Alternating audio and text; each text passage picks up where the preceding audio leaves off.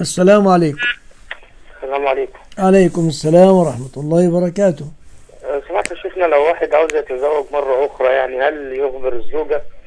ولو أخبرها إزاي يعني يقنعها إزاي يعني مثلا؟ ما في إقناع بقى، أنت تخبرها وخلاص أنك تزوجت أو أنك تريد الزواج بس. يعني في يعني أقدرش مثلا في كلمة أقدر أقولها لها مثلا حضرتك أوجهها بحيث إن هي ما تحزنش؟ والله الذين إذا أصابتهم مصيبة قالوا إنا لله وإنا إليه راجعون. هتقول لي يعني مهما تكلمت الأمر بيد الله.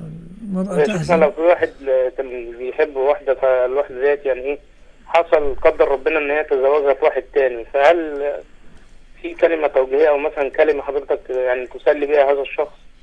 أصلي بأن الشخص قد يحب شيئا وهو شر له، وقد يكره شيئا وهو خير له. والله قال: عسى أن تكرهوا شيئا وهو خير لكم، وعسى أن تحبوا شيئا وهو شر لكم، والله يعلم وأنتم لا تعلمون.